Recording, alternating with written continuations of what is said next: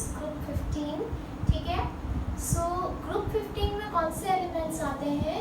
You have nitrogen, phosphorus, arsenic, antimony, bismuth और last में moscovium, ठीक है। Moscovium is a radioactive element. इसका जो लाइफ है वो बहुत कम होती है, कुछ माइक्रो सेकेंड्स की होती है। So we are not going to study moscovium, right. So सबसे पहले आते हैं ग्रुप 15 का क्या कोई स्पेशल नेम है? जी हाँ, it has a special name, it is called nitrogens, ठीक है। सो ग्रुप 15 को हम क्या कहते हैं? नाइट्रोजन या नाइट्रोजन फैमिली, ठीक है। और इनके कंपाउंड्स को हम कहते हैं नाइट्रोनाइट्स, ठीक है, राइट। ओरिजिनली नाइट्रोजन वर्ड जो है एक ग्रीक वर्ड से लिया गया है जिसका मीनिंग है suffocating, right. Okay, now let's look at the configuration. सबसे पहले कॉन्फ़िगरेशन से शुरू करते हैं। If you look at the configuration, can you see here? So इसकी जनरल इलेक्ट्रॉनिक कॉन्फ़िगरेशन क्या होनी चाहिए? Yes, NS2 NP3। So this is the general electronic configuration of this group, ठीक है। तभी आप अगर इसको वर्क बैक करो तो ग्रुप कैसे निकालते हैं हम डी ब्लॉक में? Number of electrons in S plus number of electrons in P plus 10, that is how it is group 15, ठीक है। Okay, now let's see how is it present in nature, ठीक है। Nitrogen originally एक बहुत abundant element नहीं है।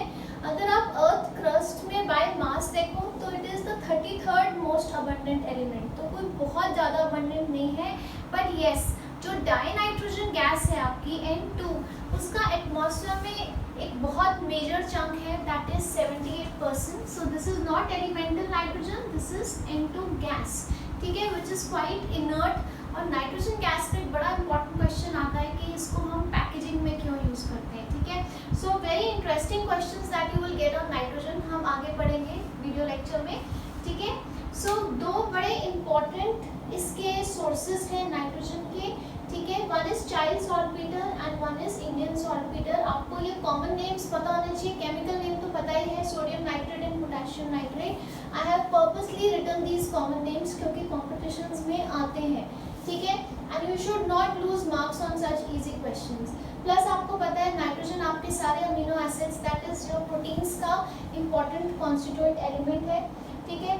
Phosphorus में आ जाते हैं। फॉस्फोरस जो है यूजुअली एक ग्रुप ऑफ कंपाउंड्स को बिलोंग करता है जिसको हम एपेटाइट फैमिली कहते हैं। और ये आपका जनरल फॉर्मूला दिया हुआ है मैंने एपेटाइट फॉर्मूला फैमिली का।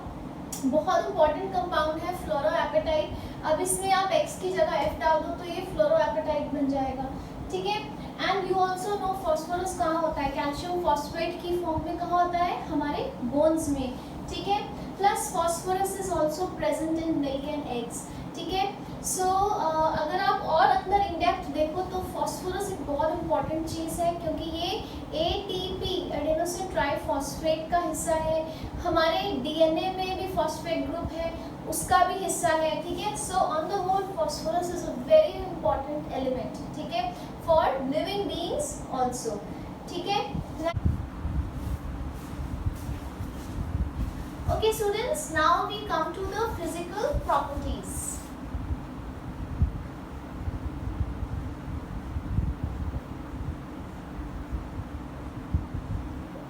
सबसे पहली फिजिकल प्रॉपर्टी क्या है? एटॉमिक साइज, ठीक है। So when you are going down the group क्या होना चाहिए? एटॉमिक साइज बढ़ना चाहिए, ठीक है। सो अगेन इसमें कुछ एक्सेप्शन नहीं है, the usual trend. So down the group what is happening? Atomic size is increasing, ठीक है। और अगर आपको इसका रीजन पता पूछा जाए तो यू शुड नो इट। क्या रीजन है कि डाउन द ग्रुप क्या होता है? There is an addition of a shell, जिसकी वजह से क्या होता है? एटॉमिक रेडियस बढ़ता है, ठीक है। सो जैसे जैसे आप डाउन द ग्रुप जाते हो एक शेल बढ़ता जाता है, एटॉमिक रेडियस बढ़ता जाता है। और ये जो शेल ऐड हुआ है ये क्या करता है? It gives you a screening effect. और उस स्क्रीनिंग इफेक्ट की वजह से जो टोटल न्यूक्लियर चार्ज है, that is the total force of attraction, जिससे न्यूक्लियस बाहर वाले इलेक्ट्रॉन्स को अपनी की तरफ खींच रहा है वो कम होती जाती है, ठीक है। So what is happening, one there is an addition of shell जिससे एटॉमिक रेडियस क्या हुआ, बढ़ गया, और दूसरा क्या है, there is a screening effect जिसकी वजह से क्या होएगा, उस स्क्रीनिंग इफेक्ट की वजह से अफेक्टिव न्यूक्लियर चार्ज जो है वो कम हो जाएगा। आप न्यूक्लियर चार्ज भी लिख सकते हो, अफेक्टिव न्यूक्लियर चार्ज, ये यूनिवर्सल एब्रिविएशन है ZEFF, ये भी लिख सकते हो, ठीक है। तो ये अफेक्टिव न्यूक्लियर चार्ज कम हो गया जिससे वो खुल गया। तो ये दो रीजंस की वजह से डाउन द ग्रुप क्या होता है, एटॉमिक साइज बढ़ता है, ठीक है। अब हम सेकंड पॉइंट पे आ जाते हैं। सेकंड पॉइंट है आयनाइजेशन एनर्जी या आयनाइजेशन एंथैल्पी, ठीक है।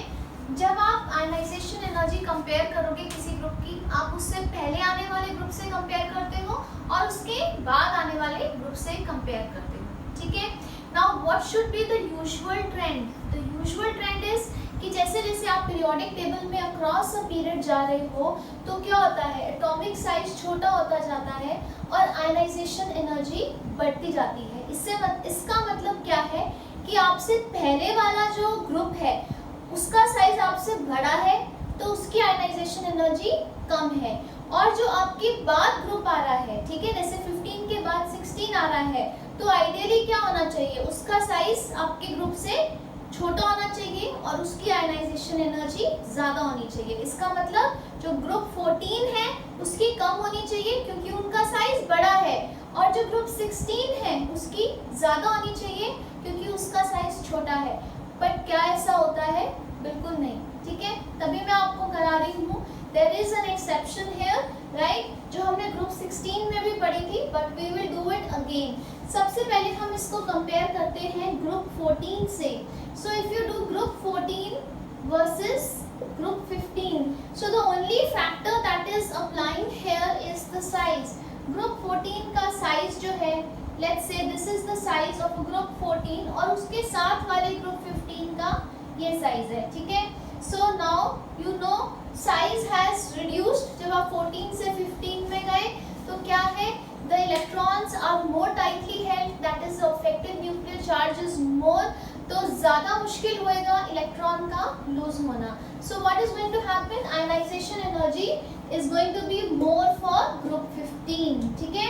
So what you are going to write, you are going to write that size of group 15 is smaller than size of group 14, इसलिए ionization energy of group 15 is going to be greater than ionization energy of group 14, ठीक है।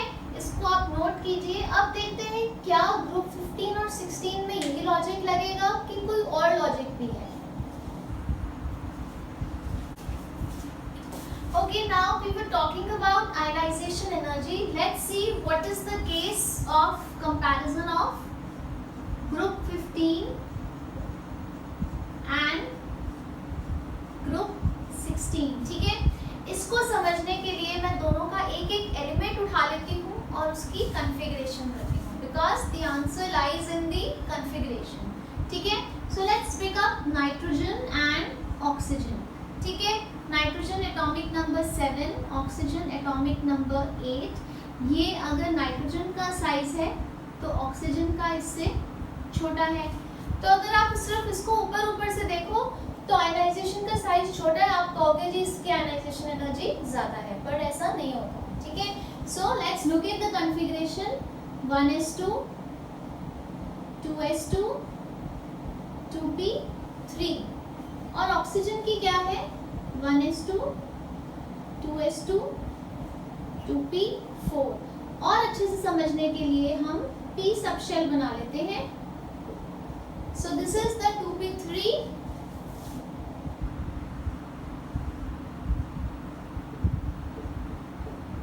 and this is 2p4. I'm sure आपको अब तक पता लग गया होगा। So the answer lies right here. Nitrogen is half filled, so it has a stable electronic configuration, ठीक है। क्योंकि ये हाफ फिल्ड है तो क्या है, ज्यादा सिमेट्रिक है, the configuration is more stable. इसलिए नाइट्रोजन के लिए ज्यादा मुश्किल है अपना इलेक्ट्रॉन लूज करना एज कंपेयर टू ऑक्सीजन, ठीक है। So because of this reason the ionization energy of nitrogen is greater than ionization energy of oxygen। तो आप इसको क्या जनरलाइज कर सकते हो कि ग्रुप 15 की जो आयनाइजेशन एनर्जी है it is greater than group 16, although group 16 का साइज जो है वो छोटा है, ठीक है। इसको आपने ध्यान से नोट करना है, it's a very very very important question, ठीक है। अब आयनाइजेशन एनर्जी में ही आखिरी पॉइंट पे आ जाते हैं जिसपे कोई दो राहें नहीं है, कोई एक्सेप्शन नहीं है इस ग्रुप में, that is IE1, IE2 and IE3। Usual trend follow हो रहा है इसमें कि IE1 जो है IE2 से कम होती है और IE2 IE3 से कम होती है, ठीक है।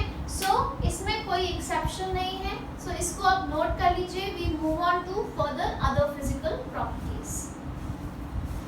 Okay, now let's look at some other physical properties, ठीक है। So the property number 3 is electronegativity, ठीक है। एक बार क्विकली देख लेते हैं what was electronegativity. Electronegativity is the tendency to attract the shared pair of electron towards itself in a covalent molecule, ठीक है। And you also know nitrogen एक काफी हाईली इलेक्ट्रोनेगेटिव एलिमेंट है। एक बार क्विकली फिर से रिवाइज करते हैं। सबसे ज्यादा इलेक्ट्रोनेगेटिव फ्लोरीन, फिर ऑक्सीजन, फिर क्लोरीन, फिर nitrogen. So it stands fourth in the list of elements in terms of electronegativity, ठीक है, राइट। सो नाइट्रोजन जो है उसकी इलेक्ट्रोनेगेटिविटी काफी ज्यादा है, कितनी होती है, अप्रोक्सीमेटली 3 होती है on polling scale. Now since we are studying the trend, so what is going to be the trend? Down the group there is this usual trend, और usual trend क्या है कि जैसे जैसे आप डाउन द ग्रुप जाते हो atomic size बढ़ता जाता है, ठीक है। इसलिए न्यूक्लियस के लिए बाहर वाले इलेक्ट्रॉन्स को अपनी तरफ अट्रैक्ट करना मुश्किल होता जाता है, ठीक है, right. So what is going to happen, the electronegativity decreases, कम होती जाती है down the group. So what is happening down the group, it is decreasing as expected, ठीक है। उसके बाद आ जाते हैं मेटालिक कैरेक्टर में, ठीक है। Now before I move forward to the metallic character, यहाँ मैं एक बड़ा इंपॉर्टेंट पॉइंट बताना चाहूंगी नाइट्रोजन से रिलेटेड, क्योंकि नाइट्रोजन एक हाईली इलेक्ट्रोनेगेटिव एलिमेंट है। इसलिए जो नाइट्रोजन के कोवलेंट कंपाउंड्स होते हैं उनकी नेचर कैसी होती है, they are polar molecules, number 1, and number 2, because of this high electronegative nature of nitrogen, it is because of this that ammonia जो है that is nitrogen और hydrogen का compound जो है उसमें क्या होता है, intermolecular hydrogen bonding होती है, ठीक है। आगे जाके इसी कॉन्सेप्ट की हम एप्लीकेबिलिटी देखेंगे। नाइट्रोजन की यही नेचर हमें हाइड्राइड्स जब हम पढ़ेंगे इस ग्रुप में, तो नाइट्रोजन के हाइड्राइड्स की काफ़ी एक्सेप्शनल नेचर हो जाती है just because nitrogen is a very electronegative element, ठीक है। Now we move on to metallic character. Metallic character में nitrogen and phosphorus they are non metals, ठीक है। आर्सेनिक एंड एंटीमनी, एंटीमनी का क्या है, Sb इज द सिंबल, ठीक है।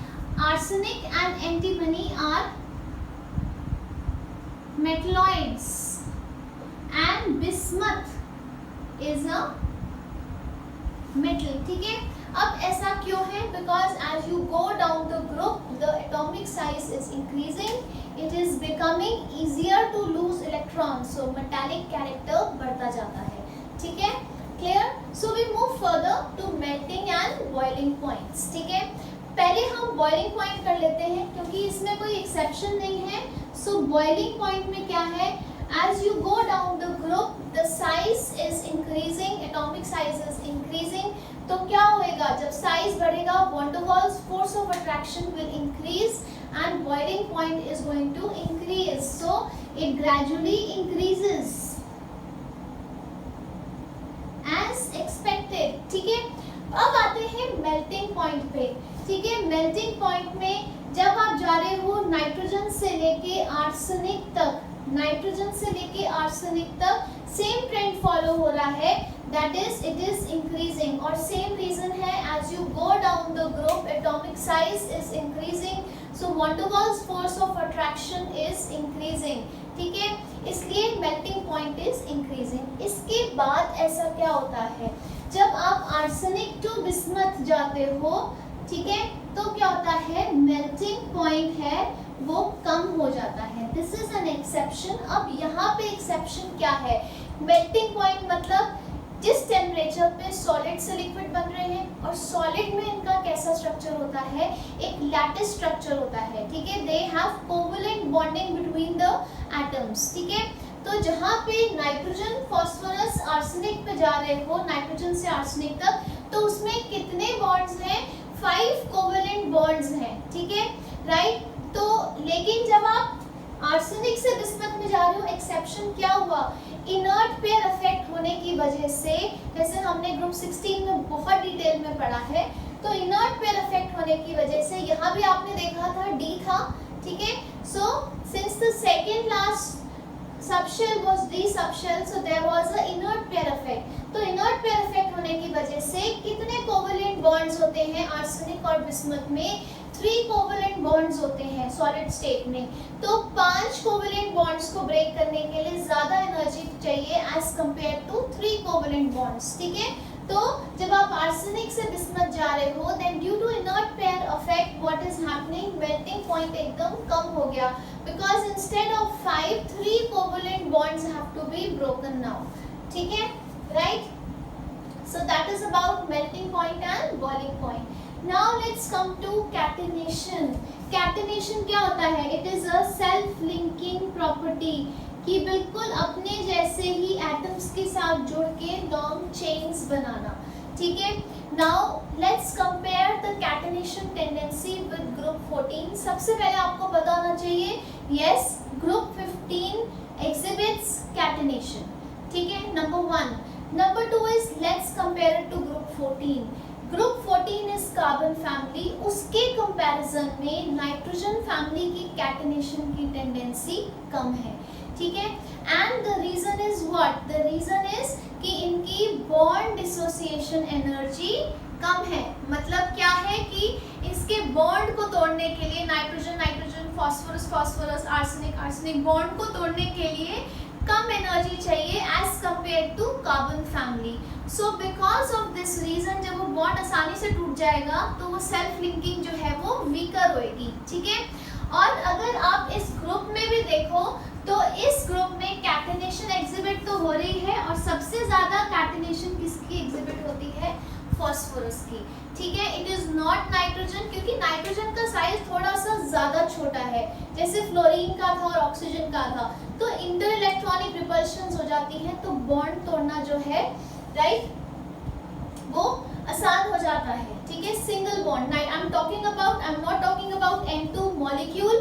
ठीक है, नाइट्रोजन मॉलिक्यूल की बात नहीं कर रही, वो एक बिल्कुल डिफरेंट सब्जेक्ट है। I am talking about nitrogen in a compound, जैसे हाइड्रोजीन, NH2।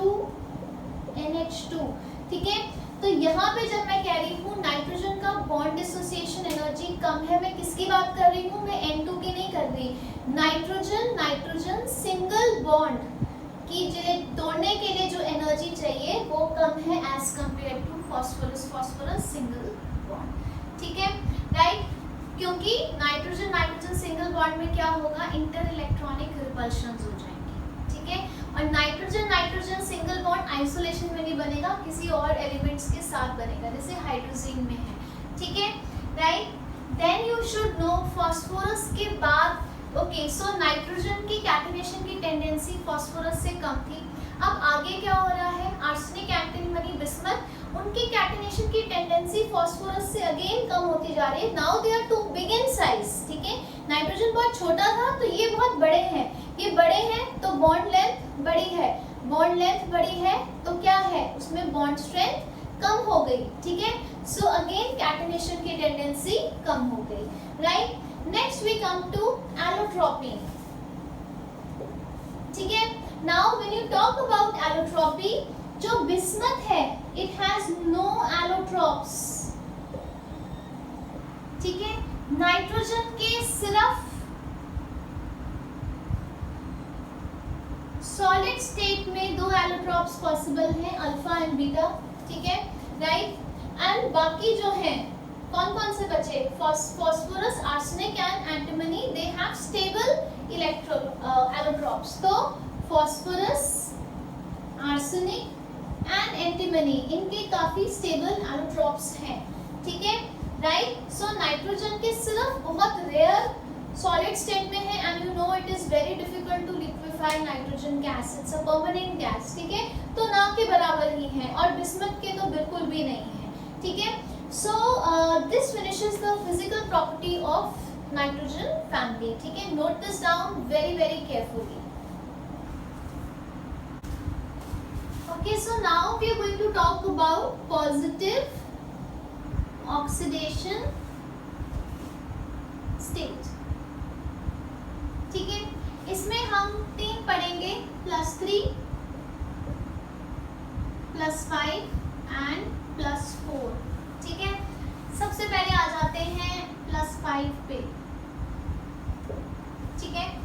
+5 ऑक्सीडेशन स्टेट में पहली चीज आप याद रखिए प्लीज, जब ये एलिमेंट्स किसी कंपाउंड में +5 ऑक्सीडेशन स्टेट एग्जिबिट कर रहे हैं तो ये आयनिक कंपाउंड्स नहीं बना रहे, क्योंकि 5 इलेक्ट्रॉन्स लूज करते करते इनका भरता बन जाएगा, ठीक है।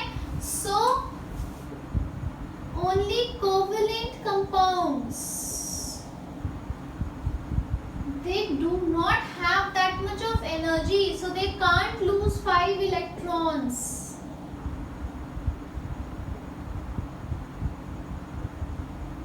ठीक है। अब आता है आपका बहुत इंपॉर्टेंट क्वेश्चन, और वो क्वेश्चन क्या है कि NCl5 and NF5 does not exist, ठीक है। So NCl5 and NF5 does not exist, मतलब क्या नाइट्रोजन +5 ऑक्सीडेशन स्टेट डिस्प्ले नहीं करता? Yes, you are right. Only nitrogen does not exhibit +5 oxidation state, ठीक है। आपको पता है PCl5 है, PA5 है, पर यहाँ पे क्या हुआ? यहाँ पे ये हुआ कि अगर आप नाइट्रोजन की कॉन्फ़िगरेशन देखो 1s2, 2s2, 2p3, अगर आप इसको बना लीजिए, अब हम कह रहे हैं कि कोवेलेंट कंपाउंड बनना है, तो कितने इनकम्प्लीट ऑर्बिटल्स हैं? 3 ही है ना, तो अब बाकी को कहाँ बनाएगा? पर अगर आप कोई भी और ले लीजिए, जैसे फास्फोरस ले लेते हैं 3s2, 3p3, लास्ट में क्या होता है 3s2, 3p3, फास्फोरस बनाइए। So this is 3s, this is 3p, और थर्ड शेल में क्या आ गया? ये क्या है बच्चों? This is a vacant d orbital. It has vacant d orbital. So what is going to happen? यहाँ से इलेक्ट्रॉन नाचता हुआ कहाँ चला गया? इसने छलांग मारी और चला गया यहाँ पे। तो अब आपके पास कितने इनकम्प्लीट ऑर्बिटल्स हो गए? Let's count 1 2 3 4 5 incomplete orbitals. तो कितने कोवेलेंट बॉन्ड बन सकते हैं? 5, ठीक है। तो कितने हो गए? 5। सो फास्फोरस 5 कोवेलेंट बॉन्ड्स बना रहा है यहाँ, ठीक है। सो दैट इज व्हाई PCl5 बन रहा है लेकिन NCl5 नहीं बन रहा है, ठीक है। So very very important, right. तो पहला पॉइंट था इनका नेचर, दूसरा था कि nitrogen does not exhibit. Okay, now third point in +5 oxidation state. So this was your first point, this was your second point. Now the third point in +5 oxidation state is that tendency to exhibit +5 oxidation state decreases DTG down the group. इसका reason क्या है? Because when you are going down the group, nitrogen, phosphorus, arsenic, और उसके बाद क्या होएगा? Inert pair effect, ठीक है।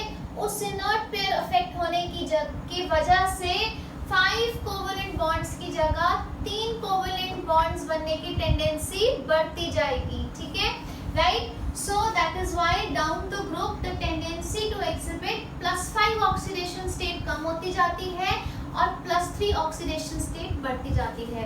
Just for your revision, inert pair effect क्यों होता है? क्योंकि वैलेंस शेल से एकदम पहले आपके पास क्या आ जाता है? D सब शेल, ठीक है, राइट। तो नाइट्रोजन और फास्फोरस में तो था ही नहीं D, उसके बाद क्या आना शुरू हो गया था? आपने पढ़ा था क्या कॉन्फ़िगरेशन थी? 3D10 4s2 4p3 है ना, फिर 5D10, ठीक है, then 6s2 6p3, then 4f14, then 6d10, ठीक है, then 5s2 5p3, right. So as you've seen, as you go down the group, क्या हो रहा है? पोस्ट फास्फोरस, क्योंकि एंटी जो सेकेंड लास्ट शेल है उसमें क्या है? D ऑर्बिटल है। So the second last orbital is your D। तो वो D क्या है? It is a poor screening effect, ठीक है। तो जो आपका D सब शेल है वो एक पुअर स्क्रीनिंग इफेक्ट देता है, जिसकी वजह से जो न्यूक्लियस है वो क्या करता है? वो बिल्कुल साथ वाले NH2 के इलेक्ट्रॉन्स को पकड़ लेता है और कोवेलेंट बॉन्ड बनाने नहीं देता। इसलिए आपकी टेंडेंसी +5 की जगह +3 की बढ़ती जाती है, ठीक है। इसी से रिलेटेड आपको क्वेश्चन आ सकता है कि BiCl3 is stable and not BiCl5। Again reason क्या होएगा कि टेंडेंसी +3 ऑक्सीडेशन स्टेट की ज़्यादा है as compare to +5 oxidation state, ठीक है। अब इसी से रिलेटेड एक क्वेश्चन और बताती हूँ कि +5 की जगह किसकी टेंडेंसी है? +3 की, ठीक है। तो what is going to happen? अगर कोई कंपाउंड होगा बिस्मथ का +5 ऑक्सीडेशन स्टेट का, तो उसकी टेंडेंसी क्या आएगी? +3 में आने की। That means what is happening? Oxidation number क्या हो रहा है? +5 से कम होके +3 हो गया। ऑक्सीडेशन नंबर कम हो रहा है मतलब क्या हो रही है? ऑक्सीडेशन नंबर कम होना मतलब रिडक्शन हो रही है। रिडक्शन हो रही है तो मतलब it is a good oxidising agent, ठीक है। ध्यान से याद रखिए, इनडायरेक्ट क्वेश्चंस आते हैं आपके टेक्स्ट में भी, ये सेम क्वेश्चंस हैं इससे रिलेटेड, ठीक है। तो ये गुड ऑक्सीडाइजिंग एजेंट क्यों हो गया? क्योंकि टेंडेंसी +5 से +3 ऑक्सीडेशन स्टेट में आने की है, मतलब रिडक्शन की टेंडेंसी है, that is it's a good oxidising agent, ठीक है। नोट कीजिए। Now we come to the other oxidation states.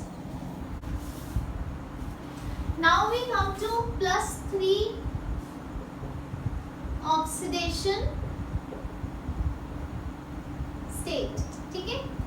+3 oxidation state में नथिंग इम्पोर्टेंट एक्सेप्ट कि all elements are exhibiting, all elements of this group, ठीक है, सारे periodic table के नहीं, all elements of group 15 they exhibit +3 oxidation state. और इसमें दोनों तरह के कंपाउंड्स हैं, आयनिक कंपाउंड्स भी हैं और कोवेलेंट कंपाउंड्स भी हैं, ठीक है। So this is about +3।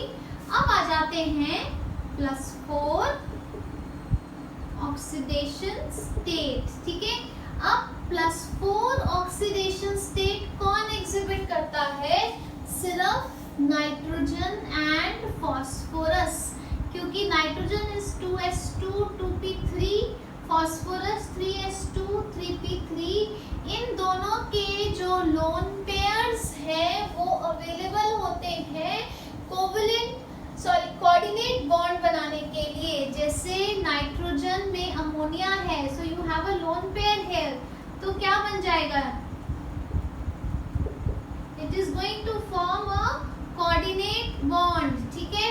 So nitrogen and phosphorus जो हैं दोनों +4 ऑक्सीडेशन स्टेट एग्जिबिट कर सकते हैं and they can form a coordinate bond or a dative bond because of the presence of a lone pair, ठीक है, right? So this finishes our oxidation state, ठीक है। So go through the video, make notes very carefully. Nitrogen family is extremely important, ठीक है। Now since we had already covered P block, a very important cautious note for you. There has been certain change in the syllabi, ठीक है, as issued by the CBSE. we have to do solid state and nitrogen family both, ठीक है. Although there is a syllabus reduction of subtopics in each chapter, but please understand we will cover everything that is there in the NCERT because it has a very important logical sequence, ठीक है. तो अगर आप एक सीढ़ी चढ़ रहे हो उसके बाद 2 सीढ़ी चढ़ के ऊपर चढ़ोगे तो गिरने के चांसेस हो जाएंगे. So similarly, if I miss out a topic from the midway, then you are not going to understand some other topic which is related to it, ठीक है. So we are going to cover the complete syllabus as per the NCERTs that you have with you, ठीक है. And also competitions का syllabus अभी तक same है, आपके understanding point of view के लिए important है. Another thing is that syllabus might go change further looking at the situation, ठीक है, because the cases of COVID-19 are not reducing, they are increasing, ठीक है. But हमने अपनी पढ़ाई इसी टेम्पो के साथ जारी रखनी है. You are doing a great job, all of you, all the students working very hard, ठीक है, right. And बाद में towards the end जो बोर्ड्स में नहीं आएगा तब हम उसमें बोर्ड्स के समय उस पॉइंट ऑफ व्यू से उस टॉपिक पे ध्यान नहीं देंगे, ठीक है, जब हम बोर्ड का रिविजन करेंगे. But as of now we are going to do the book in totality because it's a very beautifully logically scientifically defined syllabus, ठीक है, वेरी नाइस करिकुलम, ठीक है. So you can't have loopholes in the middle. जैसे अगर आप कोई building है उसमें पिलर्स लगे हुए हैं और बीच में से उसके पिलर्स निकाल दोगे तो उसकी फाउंडेशन वीक हो जाएगी. I am sure you are getting what I am trying to say, ठीक है, right. So don't worry, you have lot of